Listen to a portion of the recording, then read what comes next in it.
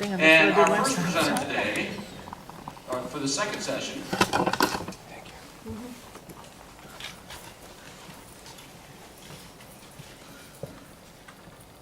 will be Ms. Terry Walker. Big hand. I am Terry Walker, and I'm going to talk with you a little bit about trends in benefit auctions. I've been doing benefit auctions for about 25 years, and so things have changed drastically since the time I first started doing them and the time I'm doing them now. For example, when I first started doing benefit auctions, it was nothing for me to have 100 to 110 items in my live auction. Woo!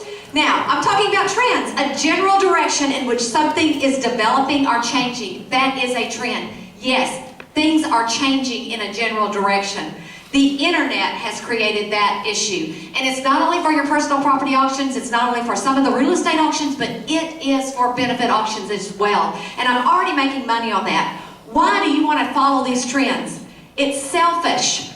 Make you more money. It is a selfish thing. You want new clients, you want new avenues of raising money. New clientele, that will get you more money. New avenues, you're going to look sharp so you can raise them more money. You can raise you more money as well. Using technology to create a new type of donor for the client. Now you're looking at an online donor and you're looking at versus live. You still have both avenues in the areas that I'm talking about, in the new trends. What's on the forefront now? The thing that is on the forefront now is the online. That is the online. It's going to bring you more money. And folks, that's where it's at, bringing you more money. Whenever you're talking about online auctions, you've got online auctions that are silent auctions at the event. Can we do those online? You certainly can. You've got online auctions prior to the event, which is like your 2-week online auctions. Is that going to raise you more money? It certainly is. You've got more people who are carrying smartphones right now than ever. In fact, I put an auction online yesterday during a class with my smartphone, sitting in class doing that. Online silent, and new revenue for items. You can use your online auction prior to the event and sell an item so that your event can be more successful. That is vitally important. 2-week online auction with 50 to 100 items. Now, my 2-week online auction, I've got one running right now. It's going to last for about 2 weeks. I've got people who are bidding with this group. They're also going to do a benefit auction gala in November. They are getting more people. This is what their online auction looks like now. It's started. They've got some bids on it. It'll close out July the 31st. They're making money on that auction, and it is with a nonprofit group of attorneys. Wow, you're talking win-win. I'm going to get some other auctions from this online auction here. In addition to raising money, they're going to get some people who are going to buy tickets to their event. Wow, so they're going to get tickets sold, they're going to get money bought, they're going to have people learn about them, and then they're going to make money as well. And I too am making money from this venture. That's so important. The online silent auction. Folks, this is where people can bid in the silent auction at the event and not even leave their seat. They're bidding, the silent auction's about to close, they're putting a steak in a bite of steak in their mouth, and they can bid in that silent auction. The results are more opportunity for competitive bidding. That is fabulous. More opportunity for competitive bidding. That way, your client is going to make more money. The person who says, I don't want to fight that group that's over there at that silent auction table, they don't have to fight that group. They're only sitting at their table, placing that bid. Taking advantage of your online auction to promote your gala. It's on the internet. It's on my site. They've got people coming to my site so that it will be, they can bid on that auction, but they're also looking at my other auctions on my site. So this is definitely a win-win situation. One item that I'm encouraging one group to sell is they've got an honorary chair. You can bid on 2 seats to be able to sit with that honorary chair at an event. Now, who's the honorary chair? Governor of Tennessee. Now that's pretty exciting. 2 people can sit with the governor of Tennessee. I want you to look at this. Don't let technology frighten you. The change is coming. You need to be the first. Benefit auctions seem to be a little different monster when it comes to auctions and kind of changing. As a benefit auctioneer, it's a perfect opportunity for you to be better, to make more money. Terry Walker, Walker Auction. Are there any questions? Yes. When they're bidding at their table, do you put one laptop on the table? Is that how they do it? What I encourage my clients to do is get some iPads. And with these iPads, what you can do is have them on the table and then sell the iPads at the event. iPads are still kind of new, so you still have people who will say, oh, I can always use an iPad, give it to Junior. You know, that's going to be a tool. I am seeing this more and more. I tell you what, it makes me look like I'm on the cutting edge too. It just makes me look so smart when I go into a client and say, you know, have you ever thought about doing online? Well, everybody's into computers and online stuff, so they think I am so smart. And they think I'm on the cutting edge. They think I'm the latest and greatest thing with benefit auctions. That's what this is doing for me. I'll just be honest with you. I ain't smart. I don't know how to do this stuff, but it sure makes me look good. Do you teach a charity auction class? I do. I have several different avenues as far as my charity auction information being given out, and I do workshops. I have a workshop that I can present as far as the charity auction is concerned. I would talk to you personally. I would talk to anybody personally. I'm an open book, folks. Sir. Terry, on the same line of the iPads, you also can use their smartphones? You know what? Smartphones are really what most people do use. I will tell you that. And the bad thing about smartphones is that if you're 50 or older, you've got to have time to open it up so you can go, well, what's that number? So that they can bid that next number. But they're fast enough now that there is time to do that. You've also got people already comfortable with their own tool, their own smartphone as far as bidding is concerned. One thing that I have been able to take advantage of is getting them accustomed to the site, your bidding platform. And by having an online auction prior to the event, they're comfortable with that site. So when they're at the event with the silent auction, they're now comfortable with their tool. Thank you very much, Terry Walker.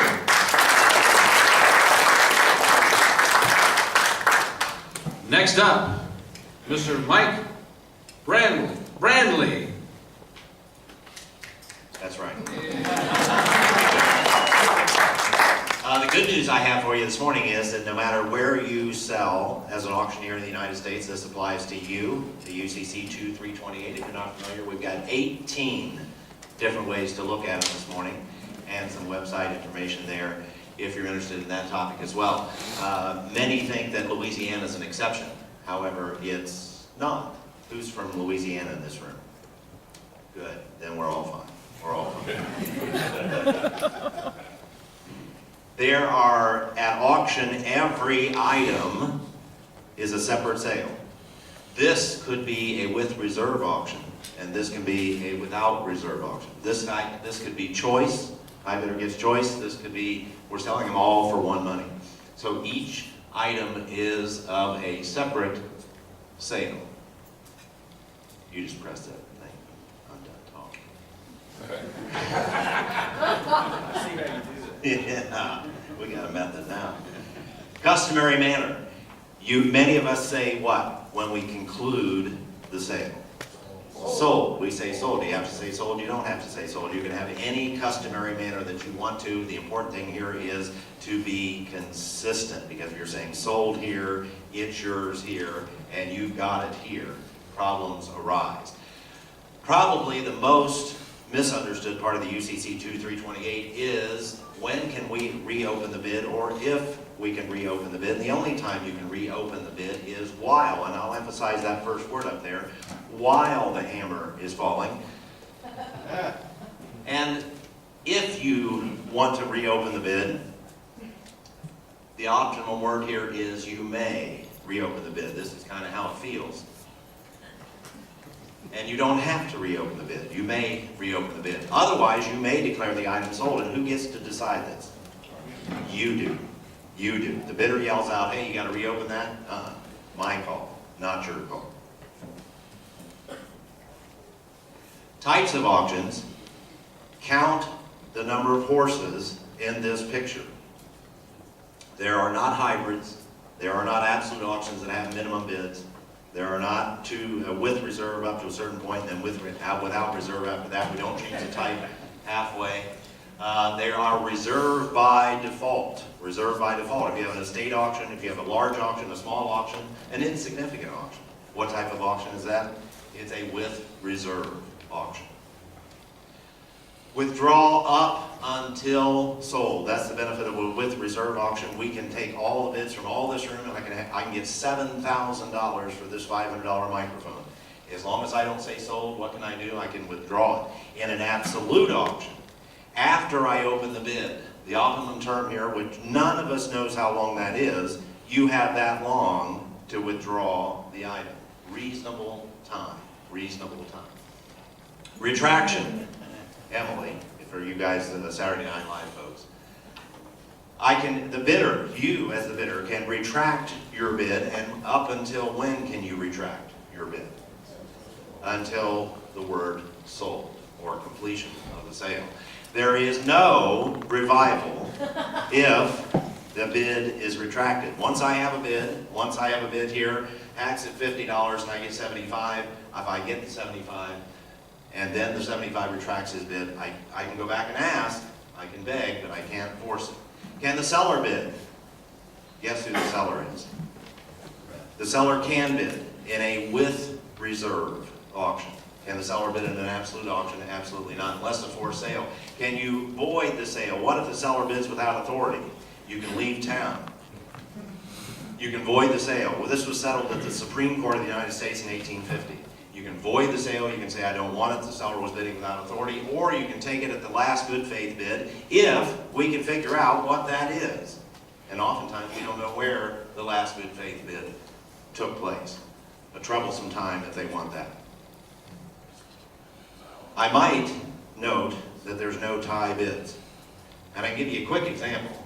If I say I've got this table here for $50, I'd like $50, and 3 people raise their hand, and I say, well, I got it all over the house, I've got 3 people on 50, somebody give me 60, and it's quiet, you better have 3 tables. My terms override. Well, you guys signed up terms and conditions. We have terms and conditions to get a bid number, so you can't retract your bid. There are tie bids. I may reopen the bid after I say sold. I'm not sure your terms override. Selling choice, wow, I don't like it. I don't like it. I do it, but I don't like it because my ringman holds stuff up and says we're selling choice. It's actually selling a right to choose, as you might have heard, and it gets a little complicated, so I'm not sure you want to go down that road. Real property, a lot of you guys are selling real estate at auction. You say, well, the UCC doesn't apply to real estate. 5 U.S. and appeal and state Supreme Courts have ruled that it does. So it applies to real estate as well as personal property. Thank you.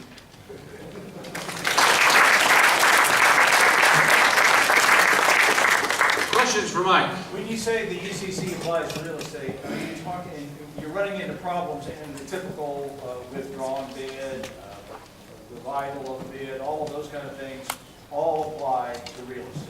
All apply to real property equally as personal property. Yes. The UCC 2328 wasn't written for real property transactions, only written for personal property transactions, but the courts have uniformly and without exception applied it equally to real estate and personal property. And also, you said the UCC delineates an assumption of reserve for every item offered. That's correct. And what do you think the reasonableness of getting that turned around? They rewrite the UCC. That particular clause. Just that sentence? Yeah. I think back in the 40s and 50s and 60s when the UCC was written, the presumption was we had to protect the seller. And so the seller would have the right to reserve or bid or protect until sold. I don't think it's likely that we're going to see that change.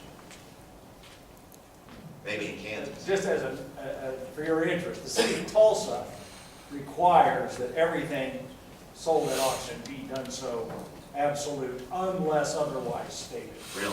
The municipal. Countering your state law.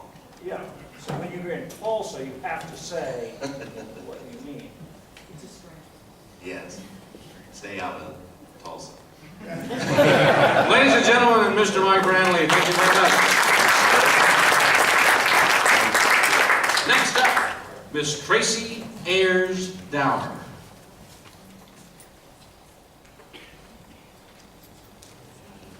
Good morning and welcome to my Ignite presentation.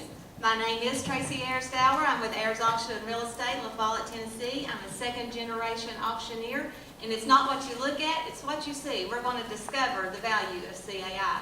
Now when you look at this slide, what do you see? You see a flat wall of wallpaper, or are you really looking? Do you see the corner come to surface there? If you're listening, say I am. I am. Are you still using these same gimmicks to get things sold in your marketing materials? These beautiful Victoria's Secret models? Well, we think we can do better. If you know the value of CAI, say aha. Now, when I say CAI, does your mind's eye go to what it costs to go, the time away, the commitment, the travel? Well, if it does, we think that we can help you at CAI. CAI Man to the rescue. Did someone call for CAI Man? He can take you to the next level, no matter what level you're at now. We have 4 areas of CAI that we emphasize. The first one is education, networking, technology, and last but not least, we have a lot of fun at CAI. And I'm going to start and explain a little bit about our education process. You have 1 week a year for 3 years, and we're going to teach you everything from accounting to exit plans, things that you will use every day in your business. And then that takes me to the next slide is, come on, networking. CAI provides the platform for the candidate to network with 3 classes of world-class auctioneers, and not to mention IU professors. We give you several opportunities to talk and meet and greet the classes above and below. Well, then that leads us to fun. We realize that all work and no play is so boring. So we provide the CAI Casino Night with a class competition to encourage class bonding and more networking. This is a picture of Bill Hamilton at the casino. Now there is this little place called Nick's, not many people know about it, but no matter where you meet, be sure to spend time with fellow auctioneers outside of your classroom. This is where you make connections that last a lifetime, right Pam? And maybe something that will increase your income potential. Well, we're talking about class bonding. I think maybe this class might be a little too bonded, but this is one of mine. This is the second class I went through as the class advisor, and this is how much fun we're having at CAI. But we do think you're bonded too much when you start dressing a lot. I wish I thought to put JJ's head on this, but this is, we can rebuild you with our technology classes. In those classes, we can show you how to use that tech stuff that you've bought and purchased and it's laying on your conference room table. We'll show you how to put it to work. In that process, we are also going to improve your proposal skills. We know you know how to do a proposal, but we're going to show you how to do it much better. Also, you'll have a class project that is a fun auction. And even though you're not a benefit auctioneer, you're going to learn something that would even knock the socks off of these 2 benefit auctioneers. Which leads me to our CAI is taught by auctioneers and IU professors. We have the very best at IU. And if the class is not relevant, I want to show you what will happen. Okay, it's not going. Figures. Well, anyway, this is a joke that we played on Pert On, and the class gets up, walks out when I introduced him. This was my signature piece for my night presentation, so I'm sorry that it's not working. These things happen. Well, we are going to give you the family secrets at CAI. Every instructor will tell you their family secret. And they are also going to tell you where the steal is hid. And you should expect a satisfying answer from that instructor. Now, another reason is to get some initials behind your name, just like my good friend and mentor, Randy Wells, course, he has them all as they roll across the screen. But his favorite initials behind his name is Grandpa. And if you're getting ready to jump off the edge, I don't want you to see the height of the jump or the depth of the water. I want you to enjoy the experience of CAI. So if you know the value of CAI, say aha. And in conclusion, I just want you to see CAI as fun, networking, technology, and it's just a life experience that you will never forget. Thank you, and I am Tracy Airs with Airs Auction and Real Estate.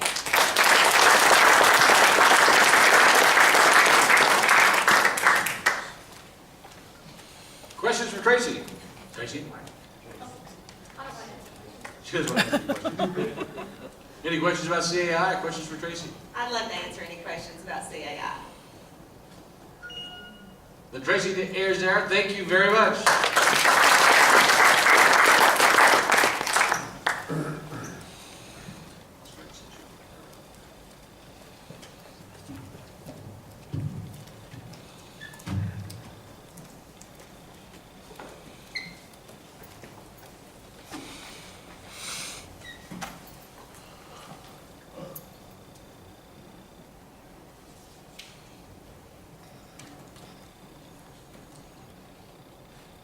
Password is.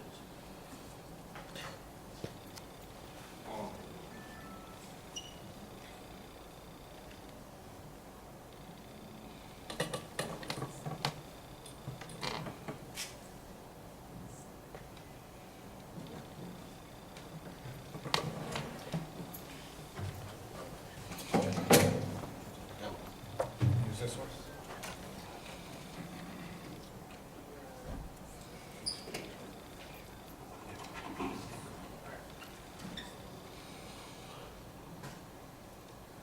Ladies and gentlemen, Mr. Rob Wyman.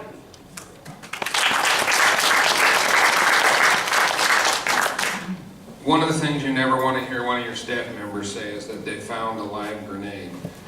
We've had a few things happen several times. I'm Rob Wyman from Mound City Auctions in St. Louis, Missouri, and I had a staff member come up and say that to me, Mr. Wyman, I think I found a real grenade. I said, Aaron, I was glad he was an Eagle Scout that was in my scout troop. Do me a favor and hand me that very carefully. You don't expect to find these types of things, but it happens, and it's happened to us on more than one occasion. We have found a live grenade and live cannonballs. I want you to watch this cannonball. I'm rolling it around making a YouTube video so I can advertise this market this auction, but when I roll that one over, you're going to see a plug in it. They blew that one up at the bomb range. It was live. See the plug? We've also found a 20mm anti-aircraft round. We didn't find all this stuff. This is a site for you, but that's like a bullet this big. It'll shoot through 2 houses. It was live too. It shoots down airplanes, for crying out loud. It'll certainly hurt you. We've also found proximity fuses, one that looks sort of like that. It's like a green ice cream cone. It fits on the front of a bomb and it makes the bomb blow up. These weren't all in the same house. 3 of them were. This guy was a weapons collector. He also had a wonderful Civil War collection. How do you tell? Practice grenades you're going to see look a little bit like the real thing. Some of them are blue, but some of them are green. Oh my gosh, how do you know which one you've got? And as these people come back from World War II and we start selling their estates and veterans, we're going to see this. Look to see if it's drilled out on the bottom. If it's not drilled out, you better start thinking grenade. Notice the leaky stuff at the top. That's what we call nitroglycerin. Okay, I sat it down really carefully. It was in Waterford Crystal. We were unwrapping them. Glass, glass, glass, grenade.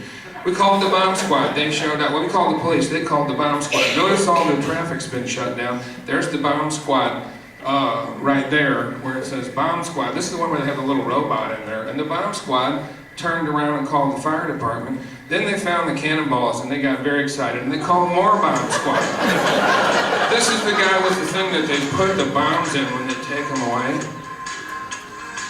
Snazzy video sound. And when you call the bomb squad, you get a bomb tech.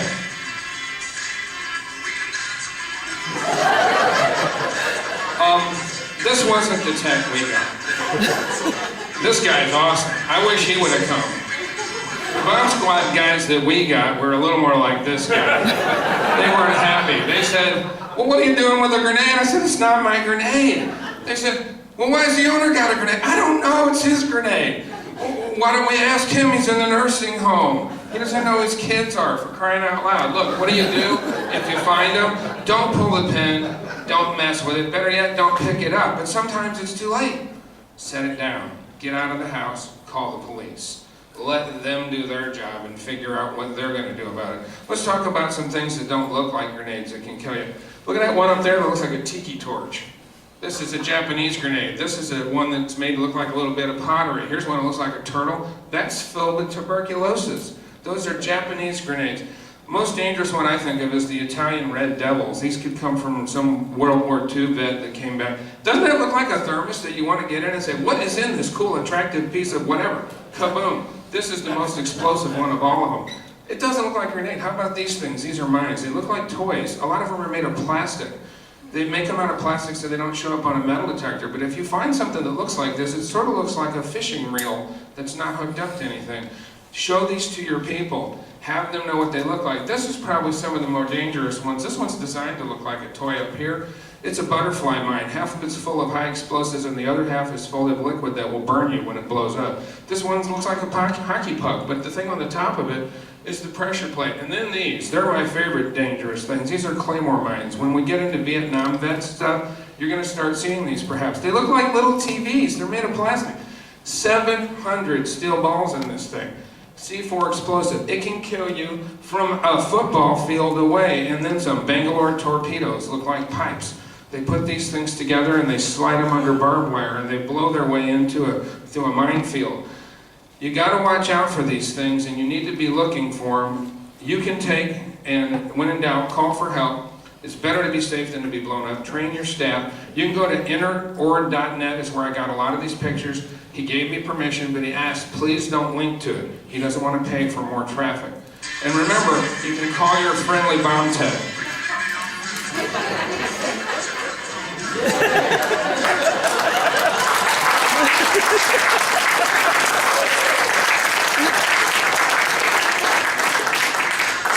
You gotta go watch this whole thing. It's absolutely fabulous, but my time is up. Questions for Rob Wyman?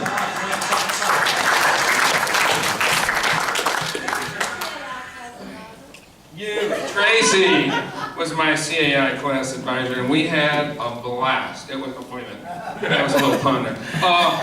We really enjoyed it. I made contacts all over the United States. I have friends from South Africa to Canada, thanks to this organization, and everybody's been really nice to me. Cy Harbottle had me down to teach a 4-hour class in Texas, and I met him in CAI. I wouldn't have ever had that opportunity. We can't recommend it highly enough. My son went with me. It's a great experience to go. If you ever really want to bond with one of your kids, take them with you to CAI.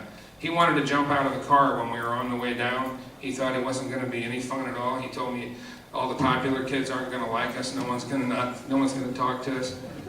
We had the best time of our life. It was wonderful. Everybody welcomed us in, and it's a great organization and a wonderful program. Any other questions? Yes, ma'am. The states had to call the bomb squad twice in our auctions, and it wasn't because of military, it was because of mine operators or people who work in the mines who brought blasting caps in and they get moldy in the shed. Absolutely, and they're really unstable when they sit around the dynamite and the blasting caps. That's another thing. People who work on railroads use them as well. You might find them in a railroad estate. And when these people come back from Vietnam, you never know what they're going to have, or wherever, in Afghanistan and all them. Ladies and gentlemen, Mr. Rob Wyman.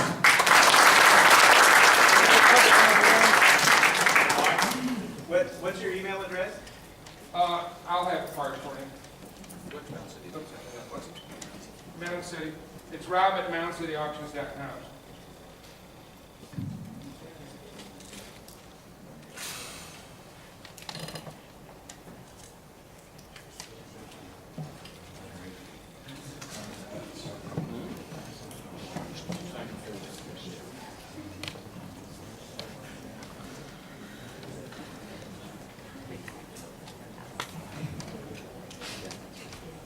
Ladies and gentlemen, Mr. Jimmy Dean Coffey. Good morning.